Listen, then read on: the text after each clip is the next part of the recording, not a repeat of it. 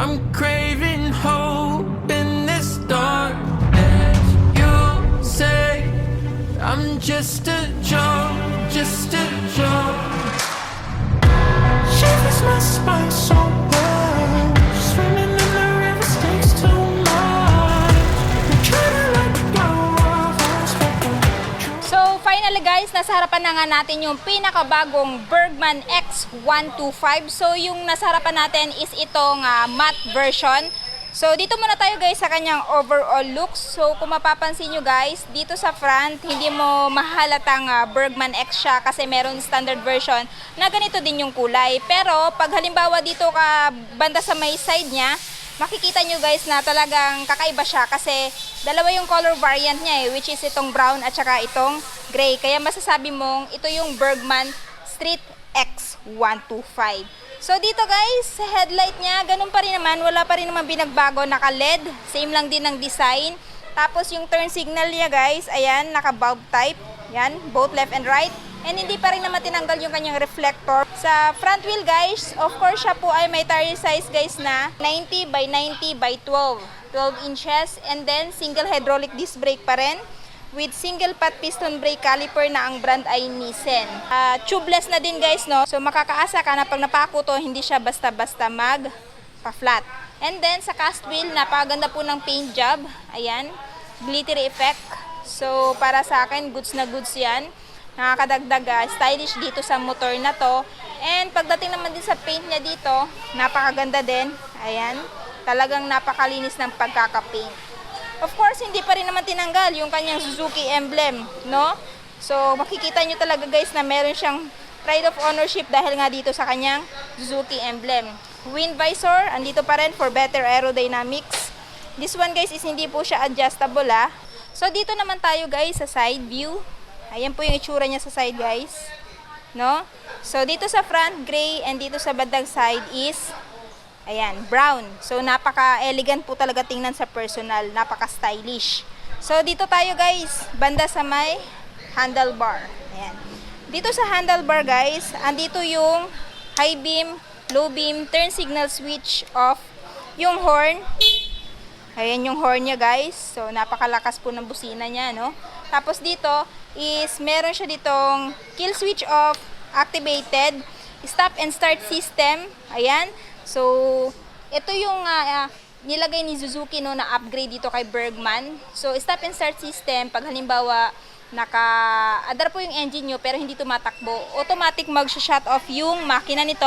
And that way guys, mas makakatipid kayo sa gasolina. Good thing na nilagyan na ni Suzuki ng ganitong feature nang sa ganon, mas makatipid po kayo sa gasolina. Kasi alam naman natin ngayon, mahal po talaga yung gasolina, no? Hindi po bumababa yung gasolina. So, para sa atin, napaka-advantage nito, no? Lalong-lalo na sa mga mahilig talaga sa motor, mga riders. Ayan. Tapos, syempre hindi po tinanggal yung kanyang front pocket dito. Ayan yung front pocket niya guys. So malalim dito ano. Pwede mo paglagyan kahit dalawang phone. Tapos dito naman is meron ding isa pang front pocket na pwede mong isara. Check natin to dito. Ayan. So yan guys, yung kanyang front pocket. Tapos meron na ding built-in charging port na kung saan pwede ka magsaksak habang naglo-long ride ka. No? Kahit dalawang phone dito guys, kasyang-kasya, no? Pero isa lang yung pwede mong masaksak. Ayan. Tapos, dito guys, yung color is brown. Ayan, brown tapos gray. So, yan po yung masasabi nyo na Bergman X. Kasi dun sa gray color na standard version ng Bergman guys, lahat po is gray and black, no? So, hindi nyo po makikitaan siya ng ibang kulay, kundi black lang at saka gray combination. Tapos sa seat naman, napakaganda din po ng seat niya guys. Napaka-stylish din, leather type, pero naka-two-toned. And naka-stitches din po. So para sa akin, goods na goods to, no? Ito po kasi nagsisignifies na premium po yung pagkakagawa ng motor na to. Ayan. Tapos grab bar, hindi pa rin tinanggal. So may abang na guys sa top box kung hindi pa rin po enough para sa inyo yung kanyang under seat storage. So pagdating sa under seat guys, ayan. Same lang po sila ng underseat ni Avenes 125 kalaki. So, pwede po kayong maglagay dito ng mga personal belongings ninyo, bag, raincoat, etc. Tapos, may free manual kung bibilhin nyo po itong motor na to. And syempre, hindi mawawala yung free tools. Ang kinagandagan din kasi dito guys, so meron siyang tool organizer. So sa maliliit na detalye ng ganyan guys, is napaka-importante sa mga riders, ano, para mas more convenient yung kanilang magiging motor sa future. May sabitanan din ng helmet dito. Ayan, may abang siya dito. Pag halimbawa iiwan yung helmet nyo, pwede yung isabit dito yung strap niya para secured at safe. Ayan. So nandito po yung kanyang fuel tank. Yung kay Avenes kasi nasa labas, pero kay Bergman na street is nasa loob. Ayan. So, ilalagay ko na lang po sa screen yung kanyang capacity sa underseat, maging dito sa kanyang fuel tank capacity. Ayan. And pansin ko lang din guys, no, same pa rin dun sa nakaraan guys, wala po siyang sticker masyado. So, meron po siyang emblem. Ayan, napaka-premium din po ng pagkakalagay ng emblem dito na Bergman. Sticker naman na Street EX. Ayan. Tapos, nandito yung foot peg ng angkas. Yan, napaganda po talaga ng kanyang pagkaka-place dito guys, so ng blue ng brown combination. Ayan, astig. Brown dito tapos gray dito. O di ba talagang kakaiba sa mata ngayong 2023. Meron na ding side stand switch guys na kung saan pag halimbawa nakababa to at nakaandar yung makina nyo, automatic mag-off po yung makina. Isa din po yun sa safety feature na nilagay ni Suzuki, no? Center stand, kickstart, gugting na hindi pa rin tinanggal para pag maubusan kayo ng baterya, meron pa kayong isang alas para mapaandar po itong motor na to. Ayan. Suzuki. Tapos dito guys, ito yung panggilid niya. May nakalagay na Suzuki dito.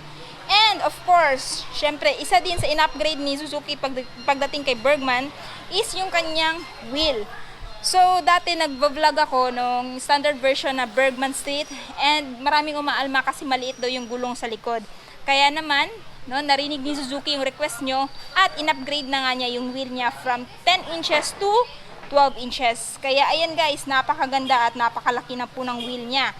So, yung wheel niya dito sa likod guys ay merong sukat na 100 by 80 by 12. Ayan. Tapos, di ba, meron pa siyang stop and start. And mas pinaganda pa yung kulay niya ngayong 2023. Suspension na ginamit is monoshock unit swing suspension. Braking system is drum brake pa rin.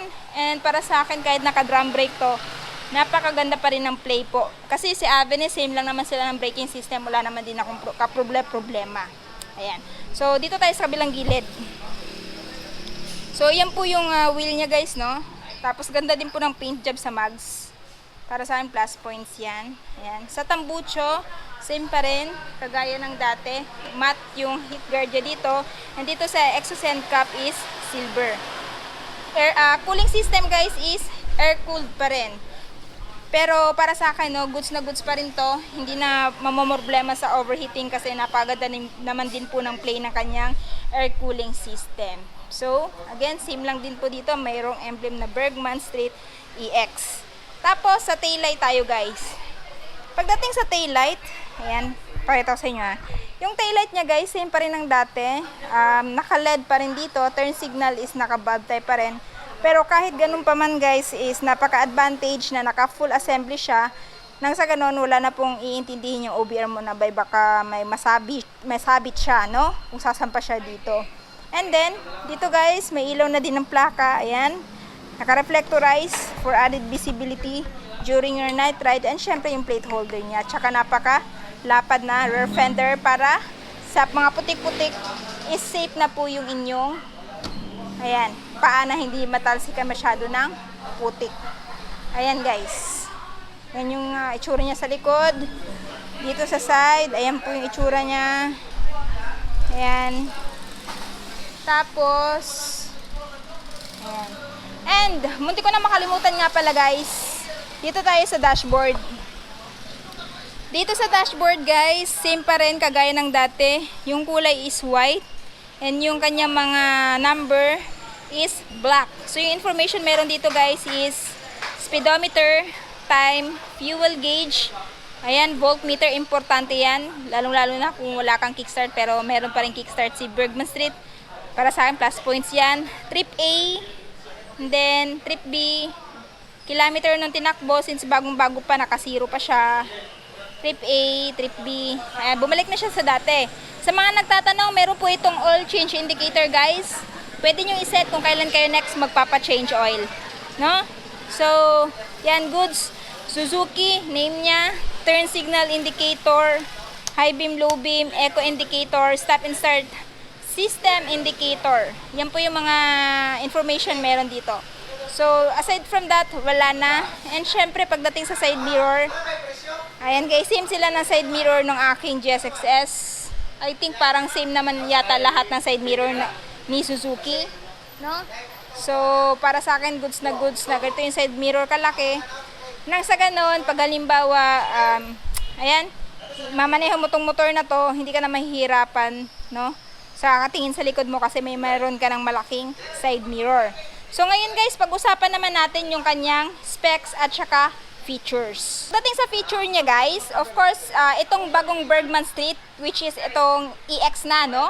Siya po ay mayroong new self alpha engine auto stop and start system, and silent starter system. So, munti ko nang makalimutan guys, isa din pala sa in-upgrade ni Suzuki pagdating kay Bergman, tahimik na lang po itong makina niya pag once in-start itong engine itong Bergman Street. So para sa akin plus points yun kasi yun din yung isa sa inaalma ng mga Bergman Street user before. Pero ngayon, since in-upgrade na siya ni Suzuki, wala na pong kaproblema. Next is yung kanyang 12 inches rear wheel. So nabanggit ko din po yun kanina. So again, para sa akin plus points yan. And syempre yung kanyang rich and elegant style. Dito naman tayo dumako sa kanyang engine specs. Of course, it is powered by 125cc, 4-stroke, 1-cylinder, single overhead cam. At syempre, ito ay merong lakas na 6.3 kW, 6,500 RPM, and max torque of 10.0 Nm at 5,000 RPM. And fuel injection na din po siya. And syempre, air cooling system po yung ginamit sa kanyang makina. Pagdating naman sa kanyang ground clearance, ayan, siya po ay mayroong minimum ground clearance sa 160 mm. So, medyo mataas po yung ground clearance niya, no? So, para sa akin, goods na may mataas siyang ground clearance. Nang sa ganon, sa malalaking humps ng Pinas, hindi siya madaling masayad. So, sa mga interested sa motor na to, itong motor na to guys ay may presyong 93,869 pesos. Yun po yung kanyang SRP. Pero kung mag-spot cash po kayo, naka-promo po siya. So, from 93,000, magiging 92,160 pesos po siya, no?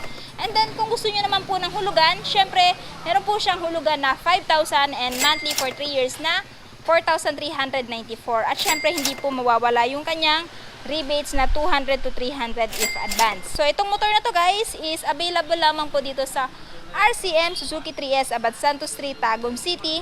Ilalagay ko na lang po yung full address, pag yung phone number nila sa description box ko sa baba para po makapag-inquire kayo regarding sa motor na to.